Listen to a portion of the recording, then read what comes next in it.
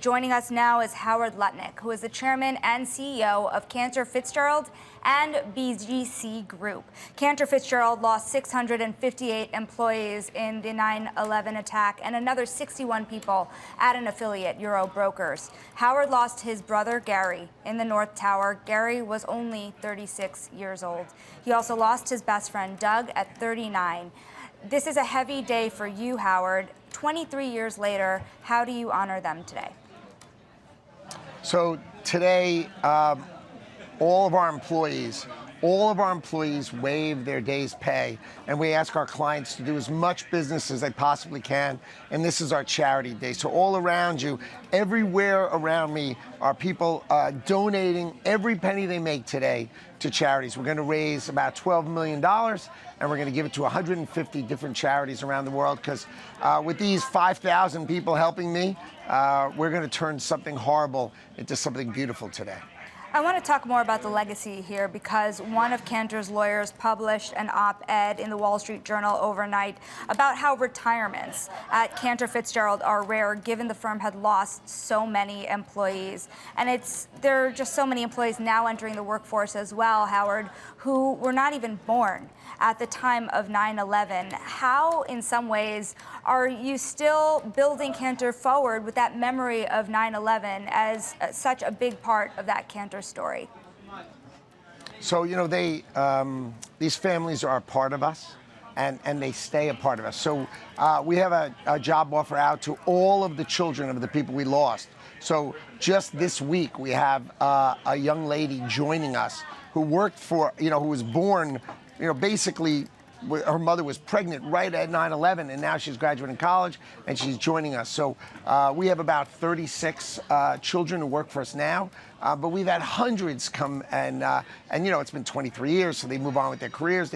We train them, and we help them flourish in life. So these families are a part of us, and they are part of our DNA, and it's amazing and uplifting today. So at 4:30 today, we'll have a memorial, and we'll get together with all their families, and we'll read their names and put their pictures up. But we are together with these families, and the firm is together with them. And all these people, remember, we raised $180 million to take care of the families. And the way we did that is our employees waived 25% of their compensation and gave it to these families. So you know who has the best employees? I have at BGC, GFI, and Cantor Fitzgerald. I have the best employees. Well, it's certainly an important moment in history, in American history, for you and for Cantor personally, so we appreciate you being here. But of course, it's also a big moment for the country, in our political history as well. And of course, you're in Lower Manhattan, and you're recently surrounded by former presidents, the current president, and of course, some presidential hopefuls there. So Howard, I'll ask you, what did you make of the debate last night between Donald Trump and Kamala Harris? Well, before, this morning I went to the memorial for the reading of the names, and it was the most respectful thing. You had Kamala Harris, you had President Joe Biden, then you had Mike Bloomberg in the middle, and then you had Donald Trump and J.D. Vance, all there showing tremendous respect to the events of September 11th. You've got to understand that we've got to take out terrorism, and we've got to take out jihad. It has to end. It's got to be important to these people. And, I like that Donald Trump says he's going to return the hostages and take it to Hamas. I would like to hear Kamala Harris say the same thing. We've got to get the hostages out. We've got to crush Hamas, and we've got to crush jihad. We know jihad. We lost 658 people from Cantor. We lost 61 people from Euro Brokers. We've got to end jihad. Everyone in the United States knows it. Today's the day we remember it. It's got to end. We've got to end it on the earth. I'll take then this opportunity to ask you, Howard, how you thought President Trump did in the debate last night. Of course, you have been named as one of the co-chairs of his transition team, were he to win. What did you think of his performance against Kamala Harris? Well, look, I think Kamala Harris outperformed her expectations. I think she did a nice job. But Donald Trump, he hit every point.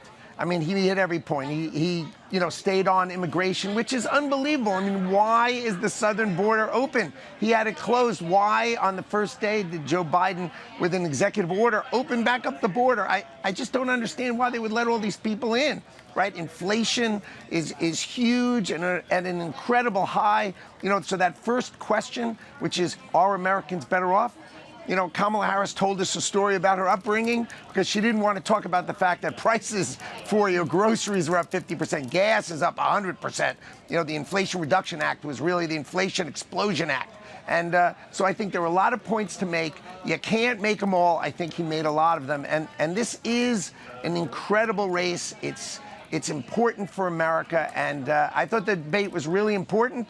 If they have another one, I think that will be really important too. It'd be nice if the moderators didn't get involved in the debate and make comments only against Donald Trump. That would have been better. But look, you can't help it. It is what it is. But I think it's great when they talk. I wish Kamala Harris would give press conferences and answer questions and show the country who she is. That would be really helpful and really important for the country. Howard, you came out of the debate yesterday and you had betting markets swing very much in Kamala Harris's favor. And then on the other hand, you had Trump say that he's not inclined to head into another debate with Harris. Now, you, of course, are very close to Trump, have been a very prominent fundraiser. Do you think he should be leaning into a round two for a debate? Well, the thing about Donald Trump is he knows his debate. If you think about me, I have maybe 100,000 followers, and he has 100 million followers. So I think I go with what he thinks. But look, I thought it's important for people to hear what she has to say. So to hear her out and to have her be out there and stop hiding in the basement and sort of get out there and talk. I think Donald Trump's got a lot to say. He's got a big plan. He's got a program, and he's got his record of 3% growth, 3% GDP growth, 3% wage growth, and under 2% inflation. So, I mean, he had a great record as president. But as I said, I'd like to hear her give press conferences.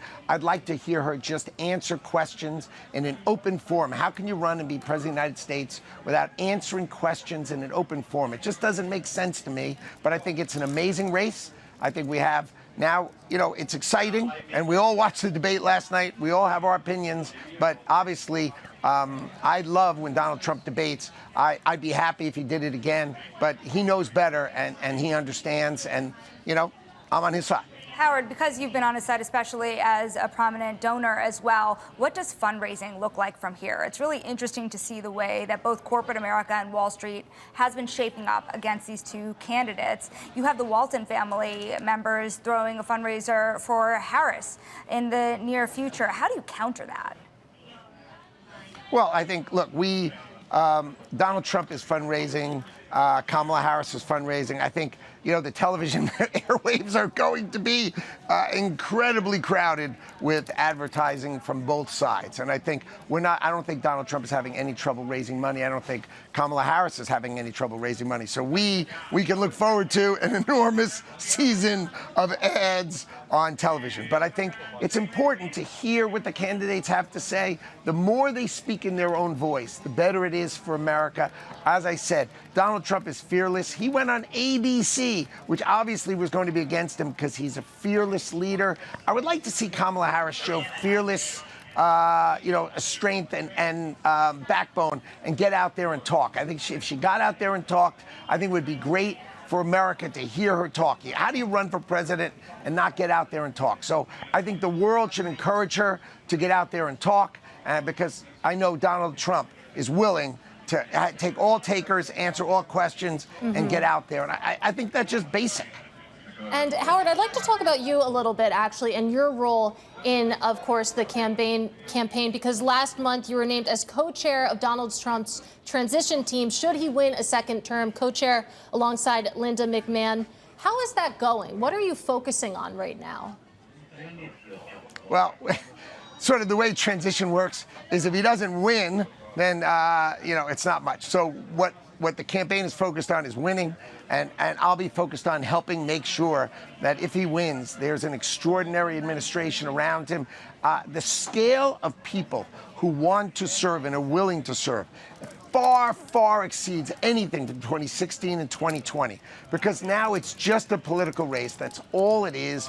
You know, some people, more and more people come up to me and say they're supporting Donald Trump than ever before in my life. So I think the answer is you're going to see, if Donald Trump is elected, you're going to see the greatest group of administration and the greatest group of leaders enter this government. And I'm just helping him every way I can. But the key is he's got to win. Yeah. Transition isn't interesting unless he wins. Totally get that's step one, of course, win. But are you talking to potential members of cabinet, for example? And if you want to name any names, we're all ears. No, I'm not look, of course I'm talking to everybody. Of course we're going to do vetting.